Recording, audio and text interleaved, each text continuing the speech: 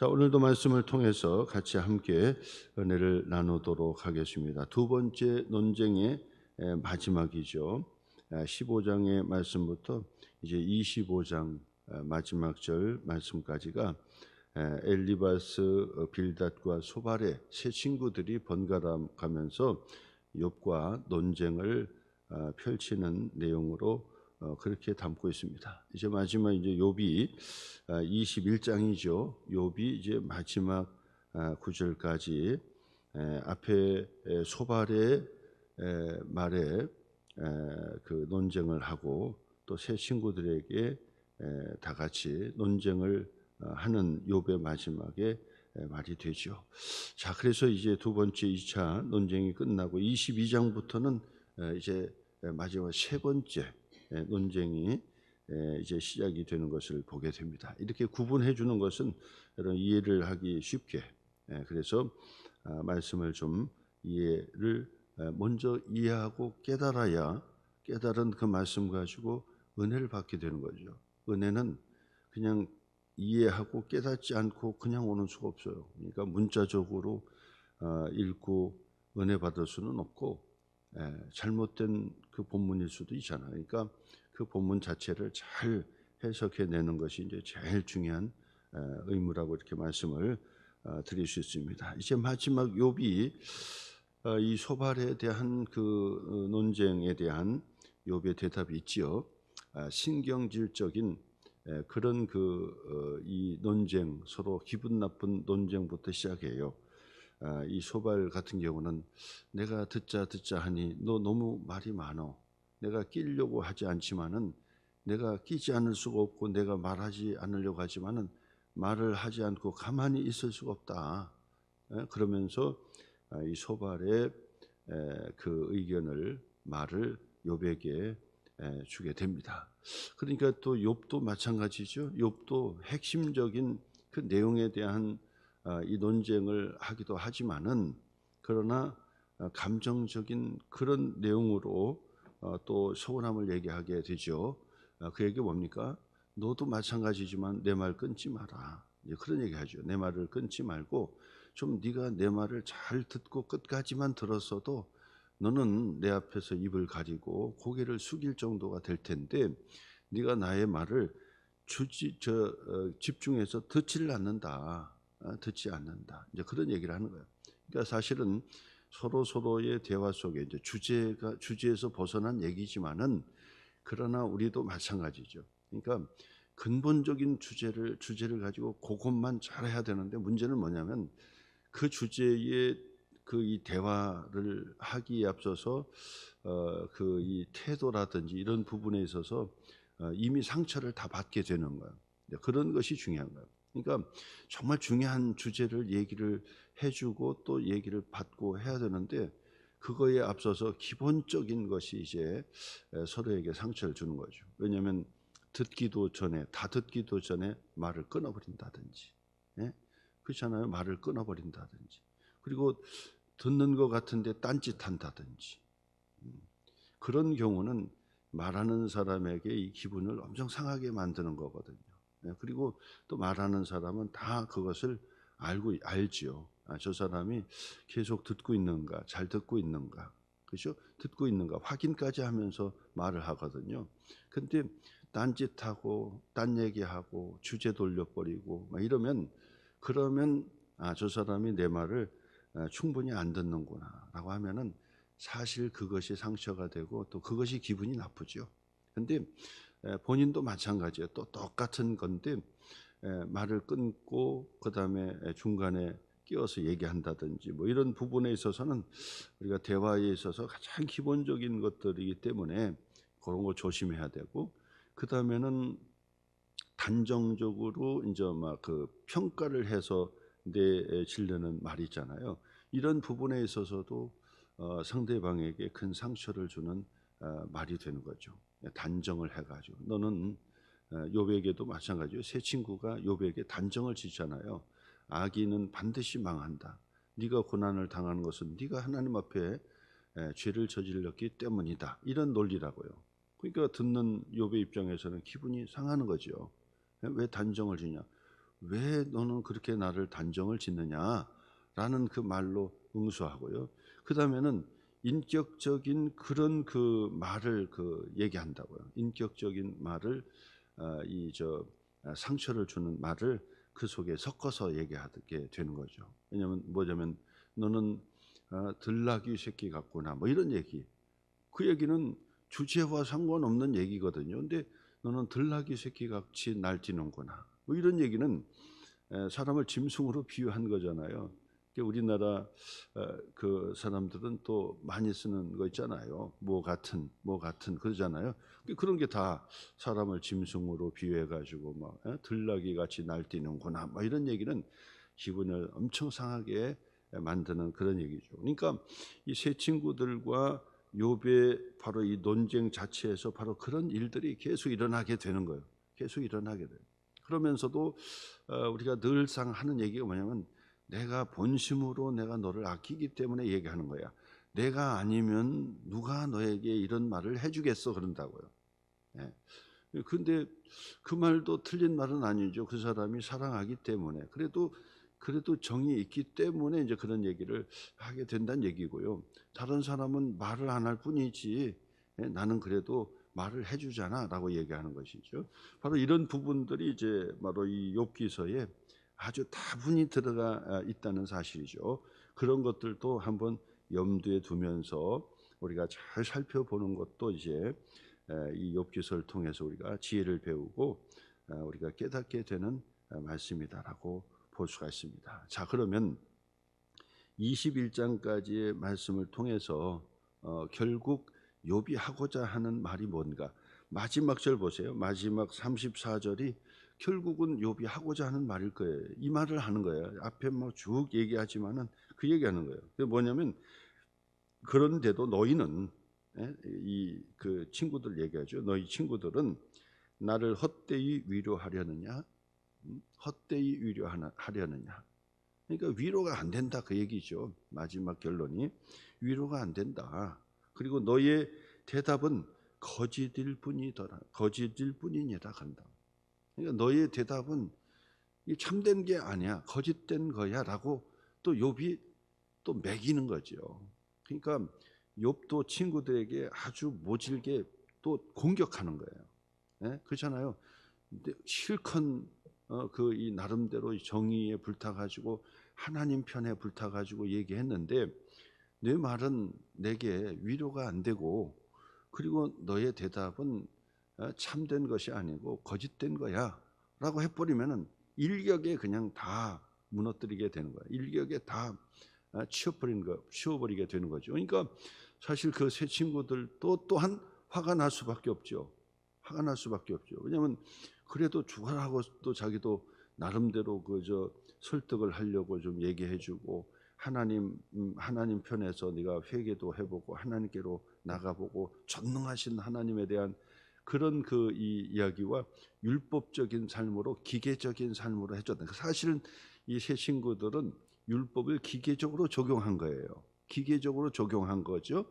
그러니까 틀린 말은 아니지만은 너무 기계적으로 적용을 하다 보니까 이 욥에게는 예외가 있고 그리고 또 내게는 해당되지 않는다는 자기 자신에 대한 그런 확신이 있단 말. 그러니까 욥에 있어서도 이 기분이 나쁜 거예요. 자, 그러면 간단하게 또 요약을 한다면 바로 이런 얘기죠. 이 소발이라고 하는 친구가 앞에서 뭐라고 얘기했냐면 야 봐라. 우리 주변을 한번 살펴보라. 악인은 반드시 심판을 받고 반드시 잠깐은 잘 되는 것 같아도 반드시 그 고난 가운데 죽게 되더라. 이 얘기를 하는 거예요. 이 얘기를 하는 거죠.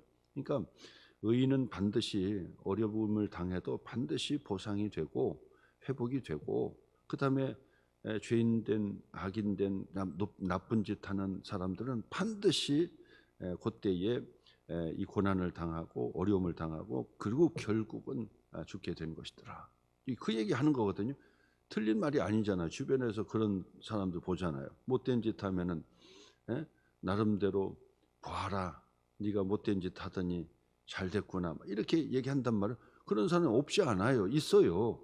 근데 욥은 그 친구에게 지금 무슨 얘기를 하고 싶으냐면, 야 봐라, 네가 사람들 옆에서 주변을 보라 그러는데 악인이 잠시 잠깐이고 그리고 나서 벌을 받아? 내가 보니까 아니더라. 너 잘 살펴봐라. 아니잖냐. 저 사람은 정말 못된 짓 하고 잘못되고 막 그러는데도 불구하고 마지막에는 그래도 그 벌을 받겠지 그러는데 잘 먹고 잘 살고 자녀도 잘 되고 그러다가 마지막 죽더라. 예?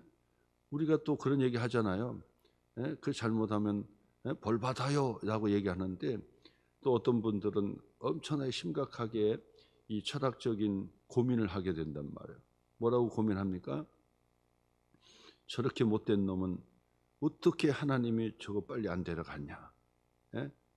귀신은 도대체 뭐 하길래 저런 놈 안 잡아가고 저런 놈을 그 교통사고 안 당하게 만들고 어떻게 저렇게 살게 두느냐? 이런단 말이에요. 실질적으로 저에게도 질문하는 분이 있죠. 목사님, 대답을 해주시면은 내가 교회 다니겠습니다. 그게 뭔데요? 북한에 있는 김일성 그리고 김정은, 김일성, 이 못된 사람들은 왜 하나님께서 빨리 안 데려가시느냐? 빨리 그 한 사람만 데려가면 이 북한의 정권이 무너지고, 그리고 이 그 백성들이 정말 헐벗은 백성들이 그래도 편안하게 자유를 가지고 살아갈 수 있지 않겠느냐? 근데 왜 그 한 사람을 왜 못 죽이느냐? 네가 목사님이 믿는 하나님이 정말 살아계신 거냐? 정의로우신 분이냐? 의로우신 분이라고 보느냐? 의로우신 분이고 정의로운 분이시고 전능하신 분이라고 한다면 왜 그 사람을 안 데려가냐? 왜 그 못된 짓 하는 사람을 안 데려가느냐? 더 나아가서 또 얘기한다면 전쟁을 일으킨 사람, 좀 못된 사람 아니냐? 그러니 왜 네가 믿는 그 하나님, 정의로운 하나님은 왜 그 사람을 그냥 핀센터로 찝어가지고 콕 찝어가지고 그 하나님께서 그냥 죽게 만든다든지 질병 걸리게 만든다든지 말 못하게 만든다든지 두 다리를 그 분질러내든지 막 그렇게 해야 될 거 아니냐? 근데 왜 그 너의 하나님이 정의롭지 못한 거냐, 능력이 없는 거냐, 잘못 믿는 거냐, 막 이렇게 얘기한다고요. 근데 사실은 그런 경우가 또 일어나고 있다는 사실이죠. 그러니까 욥의 말도 틀린 말은 아니더라. 그래서 욥이 지금 21장에 계속 얘기하는 게 뭐냐면, 내가 주변에서 보니까 악인이 뭐 금방 망한다고? 아니더라. 계속 잘 살더라. 주변에 봐라. 계속 잘 살지 않느냐. 그 얘기를 하고 있는 거예요. 자, 그러면서 27절 말씀도 보세요. 바로 그러면서 욥이 친구에게 그런 얘기해요. 내가 너희의 생각을 알고 너희가 나를 해하려는 속셈도 안다. 네가 지금 그런 얘기하는 거 그냥 나를 굴복시키려고, 나를 무릎 꿇게 만들려고 지금 나를 공격하려고 하는 그 속셈 내가 모르는 줄 아느냐? 너희들이 바로 그렇게 나를 하려고 하는구나. 그런 얘기하는 거예요. 그러면서 계속해서 22절의 말씀에서도 바로 이제 그런 얘기하는 거죠. 그래서 그 의롭게 사는 사람들도 오히려 더 고난 가운데, 고통 가운데 평생 살다가 죽게 되고, 그 당시에 보상을 받으면 얼마나 좋겠어요. 근데 죽게 되고, 그 다음에 악인 또한 가다가 발병 나면 좋은데, 발병이라도 나면 좋은데 끝까지 형통하게 살다가 자녀손도 잘 되고 잘 살다가 결국은 또 그도 죽게 되더라 라고 하는 이야기예요. 이게 사실은 욥과 친구들의 이야기이지만은 우리들이 지금 보편적으로 다 보는 얘기 아닙니까? 다 보는 얘기. 그렇기 때문에 바로 이런 그 가운데 중요한 것은 욥도 뭡니까? 근본적으로 하나님께서 어떻게 하시는지에 대한 마지막 평가가 잘못됐다고 보시는 거고, 친구들의 말도 틀린 말은 아니지만은 그러나 모든 경우에 적용되는 말은 또 아니더라 그 말이죠. 그래서 이 독일의 유명한 우리 잘 아는 임마누엘 칸트 같은 경우가 바로 이런 그 이야기를 했죠. 뭐냐면 나쁜 사람들이 계속해서 만사 형통하고 잘 살다가 편안히 죽어버리면은 세상이 불공평하지 않느냐. 그리고 정의롭게 사는 사람들이 너무 억울하지 않느냐. 그러니까 전능하시고 마지막에 최종 심판해 주시는, 정의로운 심판을 해 주시는 그런 절대자 하나님이 반드시 필요한 것이다 라고 하나님의 존재 증명을 도덕적으로 윤리적으로 증명한 분이 바로 임마누엘 칸트였다라고 말씀을 드릴 수 있습니다. 임마누엘 칸트는 우리처럼 하나님이 존재하십니다라는 믿음을 가지고 고백한 것은 아니지만은 세상의 이성으로, 인간의 이성으로 철학적으로 하나님의 존재 증명을 하려고 했던, 도덕적으로 윤리적으로 하려고 했던 임마누엘의 바로 그 아이디어죠. 임마누엘의 바로 이 철학이 바로 거기에 있는 거예요. 그러니까 바로 그거죠. 왜 임마누엘이 이런 얘기를 했겠어요? 바로 악한 사람도 형통하고 죽고 끝나더라 이 말이에요. 근데 거기서 죽고 끝나버리면 이게 세상에 정의가 없다는 거죠. 그러니까 정의로운 하나님이 죽어서도 마지막 하나님의 심판해서 그 못된 사람은 지옥에 보내버리고, 그리고 의롭게 착하게 평생을 살았지만은 그러나 고난 가운데 한 번도 회복되지 못하고 그냥 처참하게 그렇게 고난 가운데 죽은 의인은 결국 죽어서 하나님의 정의로운 하나님의 심판으로 그를 천국으로 보내주는 그런 하나님, 정의로운 하나님이 계셔야 된다라고 하는 유명한 바로 임마누엘 칸트가 바로 생각나게 되는 것입니다. 자, 이처럼 우리의 주변에서 이런 부분들을 어느 부분 쪽으로 단정 지을 수가 없다 그 말. 단정. 봐라, 욥처럼 봐라, 아무리 이 악하게 살아도 형통한 거 봐라 하는 그들에게 성경은 또 뭐라고 얘기합니까? 악인의 형통함을 부러워하지 마라. 저들의 형통함이 결국 잠깐 있다가 사라지는 안개와 같이 사라지는 것이다. 악인의 형통함을 부러워하지 말고 그리고 불평하지 말라. 성경은 그렇게 나온다고요. 그러면서 또 뭐죠? 그러면서 이 세 친구들의 그 논리도 마찬가지죠. 성경에서는 뭐죠? 악인들은 반드시 하나님께서 심판하시는 거죠. 마지막 심판하시는 거죠. 그러나 하나님의 축복의 자녀들의 의로운 삶은 하나님께서 반드시 갚아주신다. 반드시 갚아주신다. 바로 이 두 가지의 설교의 성경의 내용이 하나님의 말씀이 다 나오게 된다 그 말. 그래서 결국은 마지막 심판 때 하나님께서 다 갚아주시고 하나님께서 책임져 주신다는 말씀으로 이어지는 거거든요. 그러니까 사실은 욥의 말도 다 맞는 것이 아니고, 그리고 욥의 말도 틀리게 된 거고, 세 친구들의 그 말도 어느 정도 맞다고 얘기할 수 있지만은 모든 것에 적용되는 이 참말이 있다고 할 수가 없다라고 하는 사실로 계속해서 가고 있다라고 하는 것이죠. 자, 오늘 이 말씀을 통해서 여러분 무엇을 느낍니까? 악인의 형통함을 너무 부러워하지 말라. 그리고 그거에 대한 갈등을 가지고 있는 사람들은 염려하지 말라는 거예요. 반드시 하나님은 그 마지막 때에 그들을 어떻게 해요? 심판하시는 날이 오는 거죠. 지금 눈에 보이는 것처럼 이게 형통하다고 우리가 착각을 하는 거예요, 사실은요. 그죠? 이게 형통하다고 생각해요. 여러분들이 악인들이 바등바등 해가지고 돈도 많이 벌고 높은 지위에 있고 막 이러잖아요. 그러면 그게 형통하다고 생각하잖아요. 그게 잘 됐다고 생각하잖아요. 근데 사실은 눈에 보이고 현상적으로 보이는 것이 그런 것뿐이지 진짜 그것이 행복하냐 형통하냐라고 본다면 그렇지 않은 경우가 많아요. 그렇잖아요. 뭐 어렵고 힘들지만은 그래도 서로 남편과 아내가 서로 사랑하면서 정말 그렇게 사는 이 부부가 행복한 것이지, 그렇잖아요. 행복한 것이지 이 SK 모 회장처럼 이런 그 돈도 많고 많은 것을 가지고 있는 사람이 그게 행복하겠어요? 행복하겠냐고. 그러니까 자기도 행복하지 않으니까 행복하려고 지금 이혼도 하고 또 그렇게 하잖아요. 그러면서 말하기를 정말 나도 행복하기 그 좋은 사람과 라면 한 그릇이라도 끓여 먹고 같이 있는 것이 행복이 아니냐고 그런 얘기 한단 말이에요. 그러니까 행복하지 못하다는 얘기죠.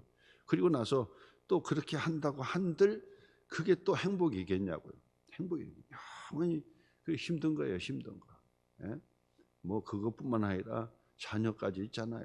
그러니까 이게 얼마나 힘든지 몰라요. 제가는 뭐 그 많은 부분들을 제가 이제 만나고 사람들 만나고 이혼한 부분, 재혼한 부분들 뭐 다 만나지만은 재혼해서도 자기가 또 재혼해서 다시 행복하게 엄청나게 행복하게 살 것처럼 얘기하고 그 다음에 또 밖에 보일 때는 그렇게 이제 보여야 되니까 행복하게 사는 것처럼 보이려고 보이지만은 그러나 내막에 들어가서 얘기 들어보면요, 죽을 잡고 얼마나 힘든지 몰라요. 예?